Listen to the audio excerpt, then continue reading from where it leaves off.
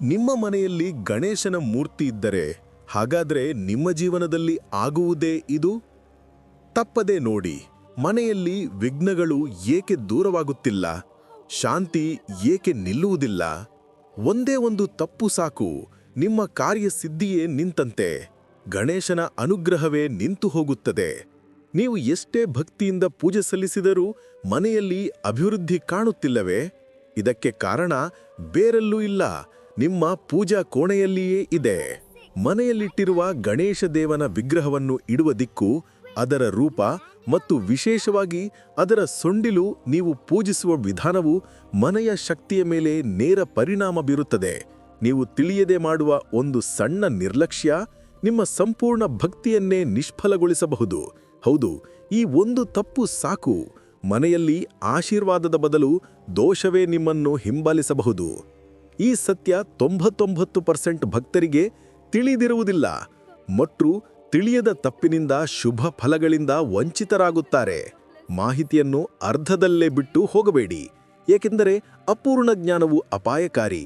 ಮತ್ತು ಮನೆಯಲ್ಲಿ ಯಾವ ಕಾರಣಕ್ಕೂ ಇಡಬಾರದ ಗಣೇಶನ ರೂಪ ಯಾವುದು ಎಂಬ ಗುಪ್ತ ರಹಸ್ಯದ ಬಗ್ಗೆ ಮತ್ತು ಗಣೇಶನ ವಿಗ್ರಹದ ಸೊಂಡಿಲಿನ ರಹಸ್ಯದ ಬಗ್ಗೆ ಕೊನೆಯಲ್ಲಿ ನಾನು ನಿಮಗೆ ತಿಳಿಸುತ್ತೇನೆ. ತಪ್ಪದೇ ನೋಡಿ. ನಮ್ಮ ಶಾಸ್ತ್ರಗಳು ಮತ್ತು ಪುರಾತನ ವಾಸ್ತು ನಿಯಮಗಳ ಪ್ರಕಾರ ಗಣೇಶನ ಸಂಪೂರ್ಣ ಅನುಗ್ರಹವನ್ನು ಪಡೆಯಲು ಮತ್ತು ಮನೆಯಲ್ಲಿ ಶಾಂತಿ ಕಾರ್ಯಸಿದ್ಧಿ ನೆಲೆಸಲು ಈ ಪ್ರಮುಖ ನಿಯಮಗಳನ್ನು ಪಾಲಿಸಲೇಬೇಕು. ಹಲವರ ಮನೆಗಳಲ್ಲಿ ಗಣೇಶ ದೇವನ ವಿಗ್ರಹಗಳು ಅಥವಾ ಚಿತ್ರಪಟಗಳು ಇರುವುದು ಸಾಮಾನ್ಯ. ಬಾಲಗಣಪತಿ, ಲಕ್ಷ್ಮೀ ಗಣಪತಿ, ಸಿದ್ಧಿವಿನಾಯಕ ಅಥವಾ ಹೇರಂಬ ಗಣಪತಿಯಂತಹ ಹಲವು ರೂಪಗಳಲ್ಲಿ ನಾವು ಗಣೇಶನನ್ನು ಪೂಜಿಸುತ್ತೇವೆ. ಆದರೆ ಈ ವಿಗ್ರಹಗಳನ್ನು ಕೇವಲ ಸೌಂದರ್ಯಕ್ಕಾಗಿ ಅಥವಾ ಉಡುಗೊರೆಯಾಗಿ ಬಂದಿದೆ ಎಂದು ಅಲಂಕರಿಸಿದ್ರೆ ಸಾಲದು. ವಾಸ್ತುಶಾಸ್ತ್ರದ ಪ್ರಕಾರ ಗಣೇಶನ ವಿಗ್ರಹ ಅಥವಾ ಚಿತ್ರವನ್ನು ಸರಿಯಾದ ದಿಕ್ಕಿನಲ್ಲಿ ಮತ್ತು ಸರಿಯಾದ ಕ್ರಮದಲ್ಲಿ ಸ್ಥಾಪಿಸುವುದು ಬಹಳ ಮುಖ್ಯ. ತಪ್ಪು ದಿಕ್ಕಿನಲ್ಲಿ ಇಡುವುದರಿಂದ ಅಥವಾ ಸರಿಯಾಗಿ ನೋಡಿಕೊಳ್ಳದಿದ್ದರೆ ಮನೆಯಲ್ಲಿ ನಕಾರಾತ್ಮಕ ಪರಿಣಾಮಗಳು ಉಂಟಾಗಬಹುದು. ಗಣೇಶ ದೇವನ ವಿಗ್ರಹವನ್ನು ಮನೆಯಲ್ಲಿ ಇಡುವುದರಿಂದ ಆಗುವ ಪ್ರಯೋಜನಗಳೇನು ಮತ್ತು ಅವುಗಳನ್ನು ಹೇಗೆ ಪಾಲಿಸಬೇಕು ಎಂಬುದರ ಸಂಪೂರ್ಣ ವಿವರ ಇಲ್ಲಿದೆ. ಗಣೇಶ ವಿಗ್ರಹದ ಮಹತ್ವ ಮತ್ತು ಪ್ರಯೋಜನಗಳು. ಶಾಸ್ತ್ರಗಳ ಪ್ರಕಾರ ಗಣೇಶನನ್ನು ವಿಘ್ನ ನಿವಾರಕ ಮತ್ತು ಶುಭದ ಸಂಕೇತ ಎಂದು ಪರಿಗಣಿಸಲಾಗುತ್ತದೆ. ಅವನು ತನ್ನನ್ನು ಆರಾಧಿಸುವವರ ಎಲ್ಲ ಅಡೆತಡೆಗಳನ್ನು ನಿವಾರಿಸುವ ಕರುಣಾಮಯಿ. ವಾಸ್ತುದೋಷ ನಿವಾರಣೆ.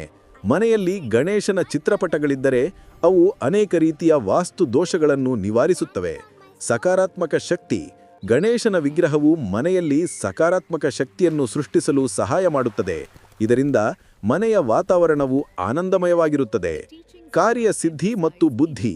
ಗಣೇಶನ ಆರಾಧನೆಯು ಕುಟುಂಬದಲ್ಲಿ ಮಾಡುವ ಎಲ್ಲ ಕಾರ್ಯಗಳಲ್ಲಿ ಸಿದ್ಧಿ, ಉತ್ತಮ ಬುದ್ಧಿಶಕ್ತಿ ಮತ್ತು ಸೌಭಾಗ್ಯವನ್ನು ಹೆಚ್ಚಿಸುತ್ತದೆ. ಸ್ಥಿರವಾದ ಅಭಿವೃದ್ಧಿಯನ್ನು ನೀಡುತ್ತದೆ.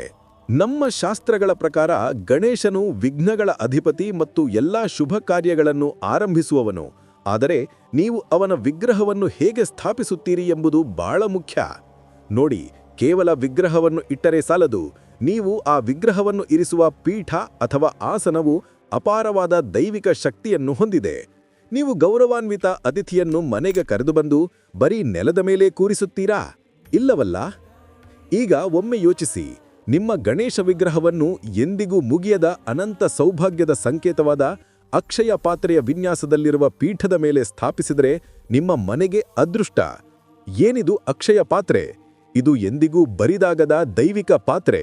ಯಾವಾಗ ನೀವು ಸರ್ವ ವಿಘ್ನಗಳ ಅಧಿಪತಿ ಮತ್ತು ಸಿದ್ಧಿ ಬುದ್ಧಿಯ ದಾತನಾದ ಗಣೇಶನನ್ನು ಎಂದಿಗೂ ಬರಿದಾಗದ ಅಕ್ಷಯ ಪಾತ್ರೆಯ ಈ ಪೀಠದ ಮೇಲೆ ಸ್ಥಾಪಿಸುತ್ತೀರೋ, ಆಗ ನೀವೊಂದು ಪ್ರಬಲವಾದ ದೈವಿಕ ಸಂಯೋಗವನ್ನು ಸೃಷ್ಟಿಸುತ್ತೀರಿ. ಇದು ನಿಮ್ಮ ಮನೆಗೆ ಅದೃಷ್ಟ, ಕಾರ್ಯಗಳಲ್ಲಿ ಅಡೆತಡೆಯಿಲ್ಲದ ಸಿದ್ಧಿ ಮತ್ತು ನಿರಂತರವಾದ ಶುಭ ಫಲಗಳ ಹರಿವನ್ನು ಆಕರ್ಷಿಸುತ್ತದೆ. ಇದು ನಿಮ್ಮ ಕುಟುಂಬದ ಸಂತೋಷದ ಪಾತ್ರೆ ಯಾವಾಗಲೂ ತುಂಬಿರುವಂತೆ ನೋಡಿಕೊಳ್ಳುತ್ತದೆ. ಈ ಅದ್ಭುತ ಕಥಾಸಲ ಅಕ್ಷಯ ಪಾತ್ರೆಯನ್ನು ನಿಮ್ಮದಾಗಿಸಿಕೊಳ್ಳಲು ಈಗಾಗಲೇ ಕೆಳಗೆ ಕಾಣುತ್ತಿರುವ ನಂಬರ್ಗೆ ವಾಟ್ಸಪ್ ಮಾಡಿ. ಈಗ ನೀವು ದೇವರಿಗೆ ಪರಿಪೂರ್ಣವಾದ ಆಸನವನ್ನು ಸಿದ್ಧಪಡಿಸಿದ್ದೀರಿ. ಇನ್ನು ನೀವು ಅದನ್ನು ಇಡಬೇಕಾದ ಸರಿಯಾದ ದಿಕ್ಕನ್ನು ತಿಳಿದುಕೊಳ್ಳಬೇಕು. ವಾಸ್ತು ಪ್ರಕಾರ ಗಣೇಶ ವಿಗ್ರಹ ಅಥವಾ ಚಿತ್ರವನ್ನು ಇಡುವ ದಿಕ್ಕುಗಳು. ಮನೆಯಲ್ಲಿ ಗಣೇಶ ವಿಗ್ರಹ ಅಥವಾ ಫೋಟೋವನ್ನು ಸ್ಥಾಪಿಸಲು ಕೆಲವು ನಿರ್ದಿಷ್ಟ ವಾಸ್ತು ನಿಯಮಗಳಿವೆ. ಈಶಾನ್ಯ ದಿಕ್ಕು. ಗಣೇಶ ದೇವನ ಫೋಟೋಗಳನ್ನು ಮನೆಯ ಈಶಾನ್ಯ ದಿಕ್ಕಿನಲ್ಲಿ ಅಂದರೆ ಪೂಜಾ ಕೋಣೆಯಲ್ಲಿ ಇಡುವುದು ಉತ್ತಮ. ಇದು ಮನೆಯಲ್ಲಿ ಜ್ಞಾನ, ಶಾಂತಿ ಮತ್ತು ದೈವಿಕ ಭಾವವನ್ನು ಹೆಚ್ಚಿಸುತ್ತದೆ. ಪೂರ್ವ ಅಥವಾ ಪಶ್ಚಿಮ ದಿಕ್ಕು. ಮನೆಯ ಪೂರ್ವ ಅಥವಾ ಪಶ್ಚಿಮ ದಿಕ್ಕಿನಲ್ಲಿ ಗಣೇಶನ ಫೋಟೋ ಇಡುವುದರಿಂದ ಮನೆಯಲ್ಲಿ ಕಾರ್ಯಸಿದ್ಧಿ ವೃದ್ಧಿಯಾಗುತ್ತದೆ ಮತ್ತು ಸಮಾಜದಲ್ಲಿ ಗೌರವ ಹೆಚ್ಚಾಗುತ್ತದೆ. ದಕ್ಷಿಣ ದಿಕ್ಕು. ಎಚ್ಚರಿಕೆ: ಯಾವುದೇ ಕಾರಣಕ್ಕೂ ಗಣೇಶನ ವಿಗ್ರಹವನ್ನು ದಕ್ಷಿಣ ದಿಕ್ಕಿಗೆ ಮುಖ ಮಾಡಿ ಇಡಬಾರದು. ಇದು ಅಶುಭ ಎಂದು ಪರಿಗಣಿಸಲಾಗಿದೆ. ಮಕ್ಕಳ ಕೋಣೆ. ಬಾಲಗಣಪತಿ. ಮನೆಯಲ್ಲಿ ಮಕ್ಕಳ ಉತ್ತಮ ವಿದ್ಯಾಭ್ಯಾಸ ಮತ್ತು ಏಕಾಗ್ರತೆಗಾಗಿ ಬಾಲಗಣಪತಿಯ ಫೋಟೋ ಇಡುವುದು ಬಹಳ ಒಳ್ಳೆಯದು. ಇದನ್ನು ಮಕ್ಕಳ ಓದುವ ಕೋಣೆಯಲ್ಲಿ ಇಡಬಹುದು. ಲಕ್ಷ್ಮೀ ಗಣಪತಿ ಫೋಟೋ. ವ್ಯಾಪಾರಕ್ಕಾಗಿ. ವ್ಯಾಪಾರ ಸ್ಥಳದಲ್ಲಿ ಅಥವಾ ಮನೆಯಲ್ಲಿ ಸ್ಥಿರವಾದ ಸಂಪತ್ತು ಮತ್ತು ಲಾಭಕ್ಕಾಗಿ ಲಕ್ಷ್ಮೀ ಗಣಪತಿಯರ ಜಂಟಿ ಚಿತ್ರಪಟವನ್ನು ಇಡಬೇಕು. ಮುಖ್ಯ ದ್ವಾರದ ಬಳಿ ಗಣೇಶ. ಮನೆಯ ಮುಖ್ಯ ದ್ವಾರದ ಮೇಲೆ ಅಂದರೆ ಒಳಮುಖವಾಗಿ ಗಣೇಶನ ಫೋಟೋ ಇಡುವುದರಿಂದ ಮನೆಗೆ ಬರುವ ನಕಾರಾತ್ಮಕ ಶಕ್ತಿಗಳು ತಡೆಯಲ್ಪಡುತ್ತವೆ. ಆದರೆ ಗಣೇಶನ ಹಿಂಭಾಗವು ಮನೆಯ ಹೊರಗೆ ಕಾಣುವಂತೆ ಇರಬಾರದು ಎಂಬುದನ್ನು ಗಮನಿಸಿ. ಇತರ ಸಂಕೇತಗಳು. ಓಂ ಅಥವಾ ಸ್ವಸ್ತಿಕ್. ಗಣೇಶನ ಜೊತೆಗೆ ಓಂ ಅಥವಾ ಸ್ವಸ್ತಿಕ್ ಚಿಹ್ನವನ್ನು ಪೂಜಾ ಕೋಣೆಯಲ್ಲಿ ಇಡುವುದು ಅತ್ಯಂತ ಶುಭಕರ. ಇದು ಸಕಾರಾತ್ಮಕ ವಾತಾವರಣವನ್ನು ಸೃಷ್ಟಿಸುತ್ತದೆ. ಮೋದಕ ಮತ್ತು ಪಾಶ ಅಂಕುಶ. ಗಣೇಶನ ಕೈಯಲ್ಲಿ ಮೋದಕ ಅಂದರೆ ಸಿಹಿ ಇರುವುದು ಸಮೃದ್ಧಿಯ ಸಂಕೇತ. ಪಾಶ ಮತ್ತು ಅಂಕುಶವು ಇಂದ್ರಿಯಗಳನ್ನು ನಿಯಂತ್ರಿಸುವ ಶಕ್ತಿಯನ್ನು ಸೂಚಿಸುತ್ತದೆ. ಗಣೇಶ ವಿಗ್ರಹವನ್ನು ಪೂಜಿಸುವುದು ಮತ್ತು ನೋಡಿಕೊಳ್ಳುವ ವಿಧಾನ. ಇತರ ದೇವತಾ ವಿಗ್ರಹಗಳಿಗಿಂತ ಗಣೇಶ ದೇವನ ವಿಗ್ರಹವನ್ನು ಮನೆಯಲ್ಲಿ ಸ್ವಲ್ಪ ಭಿನ್ನವಾಗಿ ನೋಡಿಕೊಳ್ಳಬೇಕು. ಮನೆಯ ಯಜಮಾನನಂತೆ ಕಾಣಿ.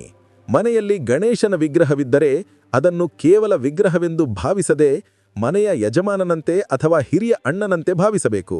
ನಿಮ್ಮ ಎಲ್ಲ ವಿಘ್ನಗಳನ್ನು, ಕಷ್ಟ ಸುಖಗಳನ್ನು ಆ ದೇವನ ಬಳಿ ಹೇರಿಕೊಳ್ಳಬೇಕು. ವಿಗ್ರಹದ ಆಯ್ಕೆ. ಮನೆಯಲ್ಲಿ ಪೂಜಿಸುವ ಗಣೇಶನ ವಿಗ್ರಹವು ಕುಳಿತಿರುವ ಭಂಗಿಯಲ್ಲಿರುವುದೋ ಶ್ರೇಷ್ಠ. ಅಂದರೆ ನಿಂತಿರುವ ಗಣೇಶ ವ್ಯಾಪಾರ ಸ್ಥಳಕ್ಕೆ ಉತ್ತಮ. ದೈನಂದಿನ ನೈವೇದ್ಯ. ಪ್ರತಿದಿನ ಗಣೇಶನಿಗೆ ಗರಿಕೆ ಹುಲ್ಲು, ಬೆಲ್ಲ, ಮೋದಕ ಅಥವಾ ಬಾಳೆಹಣ್ಣನ್ನು ನೈವೇದ್ಯವಾಗಿ ಅರ್ಪಿಸಬೇಕು. ವಾರದ ಪೂಜೆ. ವಾರದಲ್ಲಿ ಒಮ್ಮೆಯಾದರೂ, ವಿಶೇಷವಾಗಿ ಬುಧವಾರದಂದು ಗಣೇಶ ವಿಗ್ರಹಕ್ಕೆ ಗರಿಕೆ ಹುಲ್ಲು ಮತ್ತು ಕೆಂಪು ದಾಸವಾಳವನ್ನು ಅರ್ಪಿಸಬೇಕು. ಸ್ವಚ್ಛತೆ. ವಿಗ್ರಹಕ್ಕೆ ಪ್ರತಿದಿನ ಸೇವೆ ಮಾಡಬೇಕು. ಅದರ ಮೇಲೆ ಧೂಳು ಅಥವಾ ಕೊಳೆ ಬೀಳದಂತೆ ಅತ್ಯಂತ ಸ್ವಚ್ಛವಾಗಿ ನೋಡಿಕೊಳ್ಳಬೇಕು. ಗಣೇಶನು ಸ್ವಚ್ಛವಿರುವ ಕಡೆಯೇ ವಾಸಿಸುತ್ತಾನೆ. ಪ್ರಮುಖ ಎಚ್ಚರಿಕೆ: ಮನೆಯಲ್ಲಿ ಗಣೇಶನ ವಿಗ್ರಹವಿದ್ದರೆ ಯಾವುದೇ ಕಾರಣಕ್ಕೂ ಅವನ ಹಿಂಭಾಗವು ಮನೆಯ ಮುಖ್ಯ ಕೋಣೆಗೆ ಅಥವಾ ಬಾಗಿಲಿಗೆ ಎದುರಾಗಿ ಇರಬಾರದು. ಗಣೇಶನ ಹಿಂಭಾಗದಲ್ಲಿ ದಾರಿದ್ರ್ಯವಿದೆ ಎಂದು ನಂಬಲಾಗಿದೆ. ಅದು ಮನೆಗೆ ಎದುರಾಗಬಾರದು. ಅಲ್ಲದೆ ಮೆಟ್ಟಿಲುಗಳ ಕೆಳಗೆ ಅಥವಾ ಸ್ನಾನಗೃಹದ ಗೋಡೆಗೆ ತಾಗಿದಂತೆ ಗಣೇಶನನ್ನು ಇಡಬಾರದು. ಪೂಜಾ ಕೋಣೆಗೆ ಸಂಬಂಧಿಸಿದ ಇತರ ಪ್ರಮುಖ ವಾಸ್ತು ನಿಯಮಗಳು. ಗಣೇಶ ವಿಗ್ರಹದ ಜೊತೆಗೆ ಪೂಜಾ ಕೋಣೆಯಲ್ಲಿ ಇಡಬಾರದ ಮತ್ತು ಇಡಬೇಕಾದ ಕೆಲವು ಇತರ ವಿಗ್ರಹಗಳು ಮತ್ತು ಚಿತ್ರಗಳ ಬಗ್ಗೆಯೂ ತಿಳಿದುಕೊಳ್ಳುವುದು ಮುಖ್ಯ. ಮನೆಯಲ್ಲಿ ಇಡಬಾರದ ವಿಗ್ರಹಗಳು ಮತ್ತು ಚಿತ್ರಗಳು. ಪಂಚಮುಖಿ ಆಂಜನೇಯ ಸ್ವಾಮಿ. ಪೂಜಾ ಕೋಣೆ ಪ್ರತ್ಯೇಕವಾಗಿ ಇಲ್ಲದವರು, ಅಂದರೆ ಹಾಲ್, ಅಡುಗೆ ಮನೆ ಇತ್ಯಾದಿಗಳಲ್ಲಿ ದೇವರನ್ನು ಇಟ್ಟವರು ಪಂಚಮುಖಿ ಆಂಜನೇಯ ಸ್ವಾಮಿಯ ಫೋಟೋ ಅಥವಾ ವಿಗ್ರಹವನ್ನು ಇಡಬಾರದು. ಸೂರ್ಯನ ವಿಗ್ರಹ. ಸೂರ್ಯನು ನಮಗೆ ನೇರವಾಗಿ ದರ್ಶನ ನೀಡುವ ದೇವರು. ಹಾಗಾಗಿ ಅವನ ವಿಗ್ರಹವನ್ನು ಮನೆಯಲ್ಲಿ ಇಡುವುದ ಬದಲು ನೇರವಾಗಿ ನಮಸ್ಕರಿಸಬೇಕು.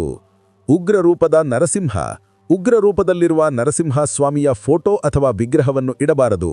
ಅಂದರೆ ಕೋಪದಲ್ಲಿರುವ ನರಸಿಂಹ ಸ್ವಾಮಿಯ ಫೋಟೋ ಇಡಬಾರದು. ಪರ್ಯಾಯ: ಲಕ್ಷ್ಮೀ ನರಸಿಂಹ, ಯೋಗ ನರಸಿಂಹ ಅಥವಾ ಪ್ರಹ್ಲಾದನಿಗೆ ಅನುಗ್ರಹಿಸುತ್ತಿರುವ ನರಸಿಂಹ ಸ್ವಾಮಿಯ ಫೋಟೋ ಇಡಬಹುದು.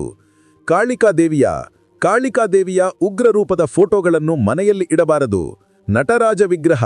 ನಟರಾಜನ ವಿಗ್ರಹವನ್ನು ಮನೆಯಲ್ಲಿ ಇಟ್ಟುಕೊಳ್ಳಬಾರದು. ಇದನ್ನು ನೃತ್ಯ ಕಲಿಸುವ ಸ್ಥಳಗಳಲ್ಲಿ ಇಡಬಹುದು, ಏಕೆಂದರೆ ಅಲ್ಲಿ ನಿತ್ಯವೂ ನೃತ್ಯ ನಿವೇದನೆ ನಡೆಯುತ್ತದೆ. ರಾಕ್ಷಸರ ಫೋಟೋಗಳು. ಮನೆಯ ಮುಖ್ಯ ದ್ವಾರಕ್ಕೆ ದೃಷ್ಟಿಯಾಗಬಾರದೆಂದು ರಾಕ್ಷಸರ ಮುಖವಾಡ ಅಥವಾ ಫೋಟೋಗಳನ್ನು ಇಡಬಾರದು. ಇದರಿಂದ ಮನೆಯ ಯಜಮಾನರು ಪದೇ ಪದೇ ಅನಾರೋಗ್ಯಕ್ಕೆ ತುತ್ತಾಗುತ್ತಾರೆ. ಪರ್ಯಾಯ: ಬಾಗಿಲಿನ ಮೇಲೆ ವಿನಾಯಕನ ಫೋಟೋ ಅಥವಾ ದೃಷ್ಟಿ ಯಂತ್ರವನ್ನು ಇಡುವುದು ಒಳ್ಳೆಯದು. ಇತರ ದೇವತೆಗಳಿಗೆ ಸಂಬಂಧಿಸಿದ ನಿಯಮಗಳು. ಗಣೇಶ, ವಿನಾಯಕ. ಈಗ ವಿಡಿಯೋದ ಆರಂಭದಲ್ಲಿ ಹೇಳಿದ ಆ ಗುಪ್ತ ರಹಸ್ಯ. ಮನೆಯಲ್ಲಿ ಯಾವ ಕಾರಣಕ್ಕೂ ಇಡಬಾರದ ಗಣೇಶನ ರೂಪ ಯಾವುದು? ಅಂದರೆ ಬಲಮುರಿ ಗಣಪತಿ, ಅಂದರೆ ಬಲಭಾಗಕ್ಕೆ ಸೊಂಡಿಲು ತಿರುಗಿರುವ ಗಣೇಶ. ಮನೆಯಲ್ಲಿ ಪೂಜಿಸುವ ವಿನಾಯಕನ ವಿಗ್ರಹದ ಸೊಂಡಿಲು ಎಡಭಾಗಕ್ಕೆ ಇರಬೇಕು, ಅಂದರೆ ಎಡಮುರಿ ಗಣಪತಿ. ಇದು ಸುಲಭವಾಗಿ ಪ್ರಸನ್ನನಾಗುತ್ತಾನೆ ಮತ್ತು ಶಾಂತಿ ಮತ್ತು ಸಮೃದ್ಧಿಯನ್ನು ನೀಡುತ್ತಾನೆ. ವಿನಾಯಕನ ಸೊಂಡಿಲು ಬಲಭಾಗಕ್ಕೆ ಅಂದರೆ ಬಲಮುರಿ ತಿರುಗಿದ್ದರೆ ಅದನ್ನು ಸಿದ್ಧಿ ವಿನಾಯಕ ಎಂದು ಕರೆಯುತ್ತಾರೆ. ಈ ವಿಗ್ರಹ ಅತ್ಯಂತ ಶಕ್ತಿಶಾಲಿ, ಆದರೆ ಇದರ ಪೂಜಾ ನಿಯಮಗಳು ಅತ್ಯಂತ ಕಠಿಣವಾಗಿರುತ್ತವೆ. ಅಂದರೆ ತಾಂತ್ರಿಕ ಪೂಜೆ. ಗೃಹಸ್ಥರು ಪೂಜೆಯಲ್ಲಿ ಸಣ್ಣ ತಪ್ಪು ಮಾಡಿದರೂ ಅದು ವಿಪರೀತ ಪರಿಣಾಮ ಬೀರಬಹುದು. ಹಾಗಾಗಿ ಇದನ್ನು ಮನೆಯಲ್ಲಿ ಇಡುವುದು ಸಾಮಾನ್ಯವಾಗಿ ಸೂಕ್ತವಲ್ಲ. ಲಕ್ಷ್ಮೀದೇವಿ. ಮನೆಯಲ್ಲಿ ಎಲ್ಲಿಯೂ ಲಕ್ಷ್ಮೀದೇವಿಯು ನಿಂತಿರುವಂತೆ ಇರುವ ಫೋಟೋ ಇರಬಾರದು. ಲಕ್ಷ್ಮಿಯು ನಿಂತಿರುವ ಭಂಗಿಯಲ್ಲಿದ್ದರೆ ಅವಳು ಬೇಗನೆ ಅಲ್ಲಿಂದ ಹೊರತು ಹೋಗುತ್ತಾಳೆ ಎಂದು ನಂಬಲಾಗಿದೆ.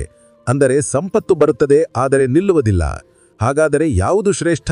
ಹಸಿರು ಬಣ್ಣದ ಸೀರೆಯೊಂದಿಗೆ ಕಮಲದ ಮೇಲೆ ಕುಳಿತಿರುವ ಲಕ್ಷ್ಮಿಯ ಫೋಟೋವನ್ನು ಗೃಹಸ್ಥರು ಪೂಜಿಸುವುದು ಅತ್ಯಂತ ಶುಭಕರವಾಗಿದೆ. ಈ ಎಲ್ಲ ಸರಳ ನಿಯಮಗಳನ್ನು ಪಾಲಿಸುವುದರಿಂದ ನಿಮಗೆ ಸಕಾರಾತ್ಮಕ ಶಕ್ತಿ, ಶಾಂತಿ ಮತ್ತು ಸಮೃದ್ಧಿಯನ್ನು ತರುತ್ತವೆ. ನಿಮಗೆ ಇಷ್ಟವಾದಲ್ಲಿ ಲೈಕ್ ಮಾಡಿ ಮತ್ತು ಶೇರ್ ಮಾಡಿ.